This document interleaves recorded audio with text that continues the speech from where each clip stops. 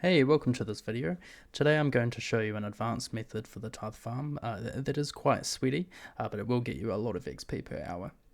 I released a video a couple of weeks ago showing 3 methods for tithe farming, from easy to hard, but none of them involved manually using watering cans on plants. Those methods just showed you automatically watering the plants.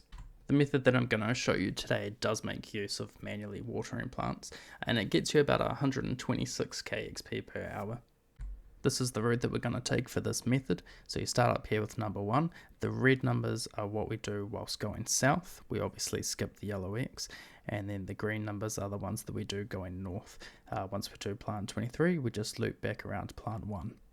So before we go any further, the first thing I want to do is show you the difference in timing between just clicking on the plant, which automatically waters it, and manually using your watering can on the plant instead.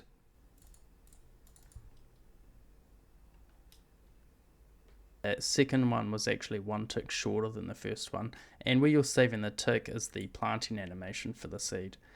It's not actually the watering animation itself, and so on the next cycle when you're just watering the plants, there's no point doing it manually. You can just do it normally because you won't save any time.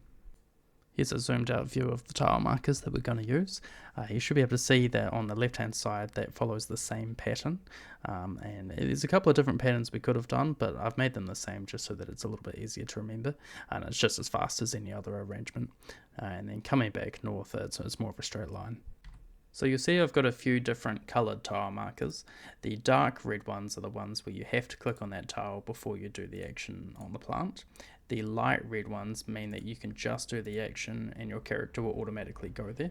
The reason I've still marked them is because there will be times where the plant's not ready to be watered and you can't click on it, so you've got to manually click there. But I do make that distinction there just to sort of make it a bit easier to learn where you have to click and where you don't. The only other tile markers I have are these yellow ones. These 3 are here because you actually do the planting on the other side when you're coming back north. And the reason we do that is just to get the most optimal pathing in terms of always running an even number of squares, or at least whenever we can. If we go up here, we'll see that there's these 9 squares highlighted yellow. So out of all of these 6 patches, that's the only one we won't plant.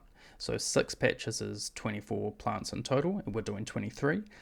This is the most optimal one to drop in terms of having the best pathing. We're not making use of this patch up here because it takes an odd number of tiles to get there, so that's pretty inefficient, and it just slows you down too much. So without further ado, I'll take you through a cycle. You'll see that you've got to be quite accurate with your clicks, especially on this very first round, because you're planting 23 seeds. And here we skip these 3 yellow tiles, and you'll see that we've managed to run 2 squares on each side of those yellow tiles. So if we planted there, that would require us to walk an odd number of tiles, which would slow down our whole cycle by a tick. I'll speed this up to 2 times just so you can see me go through a couple of laps. But yeah, that's basically the method. It is the fastest XP that I know of. I haven't seen any faster methods. It's the most optimal route I could think of. And yeah, 24 plants is impossible. I did try. But yeah, if you know a faster method, let me know. And aside from that, thanks for watching.